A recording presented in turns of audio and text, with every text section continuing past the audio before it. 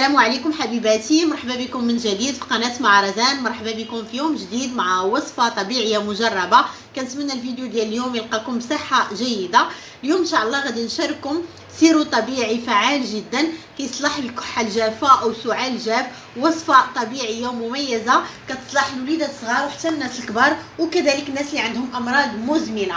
وصفة طبيعية وسهلة وعندها فوائد رائعة. كنتمنى جميع الامهات انهم يتبعوا معايا الفيديو لانهم غادي يستفدوا منها بشكل كبير فيما يخص حماية الوليدات ديالهم طيلة هذا الموسم الشتوي. وكلنا كنعرفوا الفيروسات والامراض يعني كثرات، الله يحفظ الجميع. وصفة طبيعية وكتستحق يعني كل الامهات انهم يحضروها في المنازل ديالهم، سهله ومتوفره ومجربه. يعني انا كنستعملها دائما وباستمرار للوليدات ديالي. كترفع مستوى المناعه في الجسم ديالنا، كتنظف الصدر وفي نفس الوقت كتساعد على تلطيف الحلق والوليدات اللي كيتعرضوا للالتهابات المتكرره الحلاقم او التهاب اللوزتين. هذه الوصفه غادي تنفعكم بدرجه كبيره. اذا غادي نبداو على بركه الله في المكونات وفي طريقه استعمال هذا السيرو الطبيعي. كيف ما كتشوفوا معايا اول مكون غادي نحتاجوه هو الحامض. الحامض مهم جدا، غني بلا فيتامين سي، عنده قدره عجيبه على تنظيف الصدر ديالنا. وكذلك غادي نحتاجو الليمون اللي مهم جدا حتى هو الحلق وغني بلا فيتامين سي ومضاد للسعال او الكحه الناشفه. غادي نحتاجو كذلك للقرنفل او عويده المسمار. القرنفل حتى هو مهم جدا للحلق والالتهابات اللي كتكون في الحلق. الوليدات اللي كيتعرضوا للتعفنات على مستوى الحلق، كيتعرضوا لالتهابات او الحلاقم يعني باستمرار، تعفنات ديال الحلق، التهاب اللوزتين، كذلك الانف والحنجره. هذا المكون رائع جدا. الى استعملناه مع هذه المكونات اللي غنشارككم غادي تخلصوا تماما وغادي تحميوا وليداتكم من الالتهابات المتكرره. غنحتاجو كذلك معلقه صغيره من عريشات ديال الازير. الازير حتى هو مفيد جدا، كيساهم في تقويه الجهاز المناعي. وغنحتاجو العسل الطبيعي لتحليه هذا المحلول او هذا الشراب الطبيعي. خليكم معايا باش ننتقلوا لتحضير السيرو ديالنا. غادي ناخذوا الليمون وغادي نقشروها من بعد ما كنظفوها مزيان. غادي نقشروها ونزولوا القشور اللي فيها.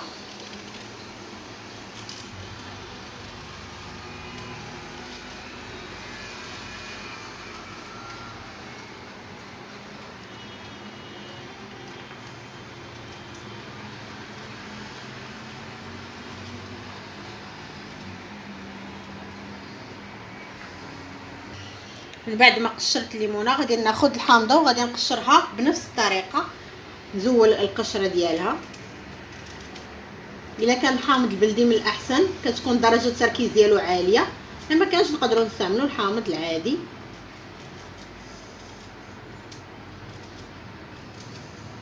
بالنسبه لمده الصلاحيه ديال هذا السيرو اللي غادي نشارككم كيبقى 3 ايام، صالح للاستعمال 3 ايام.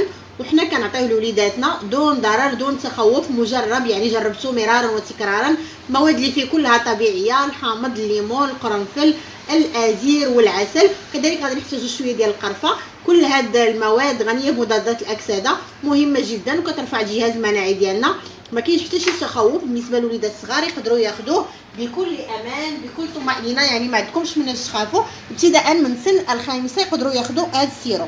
اذا بعد ما قشرت الليمون والحامض غادي ناخذ شي وعاء، كاسرونه او اي وعاء عندي، وغادي نقطعهم مربعات صغيره وغادي نوضعهم فيها.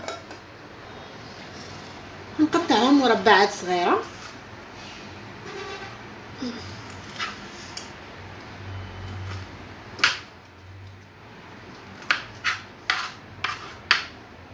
نفس الطريقه غادي نقطع الليمون. وكنصح السيدات انهم ياخذوا الحامض يعني بواحد الدرجه كبيره ويستعملوه بشكل يومي في العصائر، يعني في كذلك يعني في التنسيم ديال الماء. يبقاو ياخذوه الوليدات طيله اليوم، يديو معاهم المدرسه. كذلك كناخذوا طريف ديال الحامض كنوضعوه في القريعه ديال الماء اللي كيديوها الوليدات باش كنرفعوا من الجهاز المناعي ديالهم، لان لا فيتامين سي مهم جدا بواحد النسبه عاليه اننا ناخذوها في اليوم، خصوصا في فصل الشتاء. كتحمينا من كل الفيروسات ومن كل الميكروبات اللي كتكون مسببه للامراض، والله يحفظ الجميع. اذا غادي ناخذ كاسرونه، اناء اللي متوفر عندكم، وغادي نوضع هذيك القطع او المربعات ديال الليمون والحامض. ومن بعد غادي نضيف ليهم تقريبا سيترو ديال الماء، مقدار نصف لتر من الماء.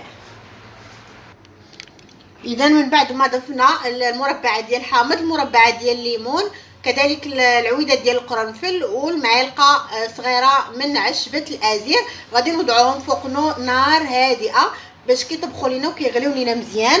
ومن بعد انا معاكم، خليكم معايا باش تشوفوا الطريقه. اذا كيف ما كتشوفوا معايا وضعتهم فوق البوطه باش يغليو مزيان، ونحضروا السيرو الطبيعي ديالنا او الشراب الطبيعي ديالنا. كنخليوه حتى كيبدا يغلي هذا المشروب، عاد غادي نحسبوا 5 ديال الدقائق، كنحسبوا 5 ديال الدقائق وغادي نطفيو عليه. اذا كيف ما قلت لكم غادي نخليوه حتى يغلي مزيان، عاد غادي نحسبوا 5 ديال الدقائق تماما، لا اقل ولا اكثر. ومن بعد غادي نطفيو على المشروب ديالنا ونخليوه يبرد. هانتوما كتشوفوا معايا المحلول ديالنا او السيرو ديالنا بدا كيطبخ. ملي كيبدا يغلي كنحسبوا 5 ديال الدقائق، عاد غادي نطفيو عليه. دابا غادي نضيف القرفه، راس معلقه ديال القرفه، نخلطوا مزيان السيرو ديالنا ونحسبوا 5 ديال الدقائق، عاد غادي نطفيو عليه ونخليوه حتى يبرد.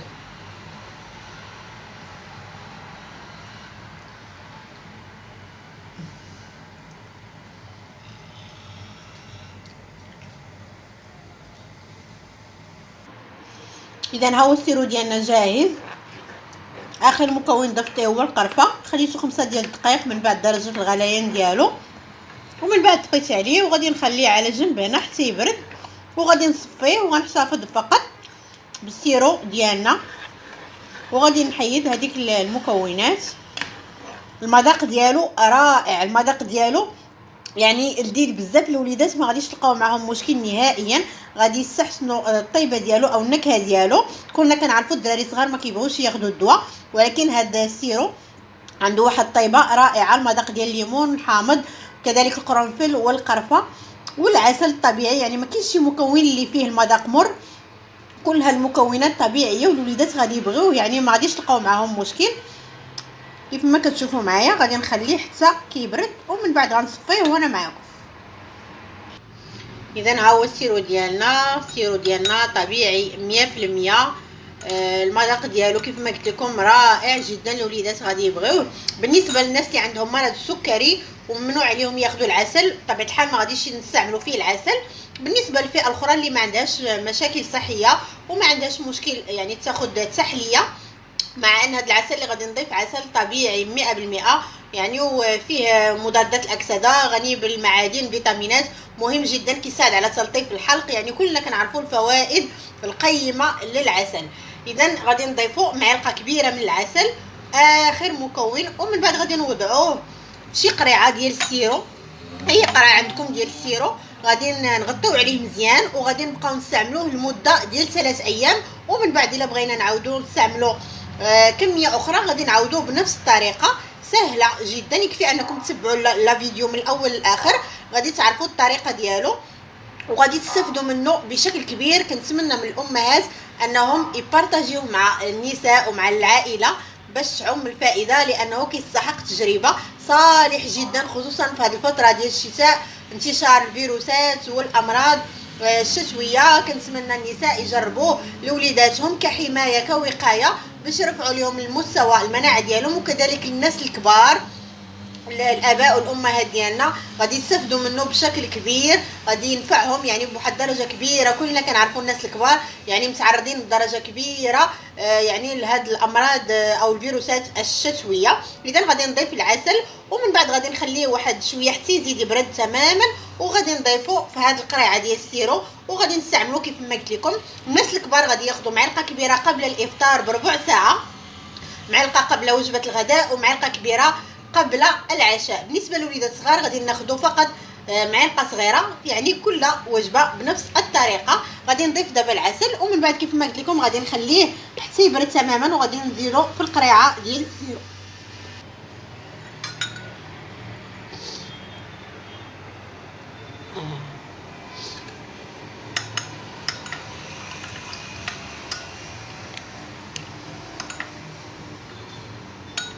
ندوبوه في السيرو ديالنا او الشراب الطبيعي ديالنا.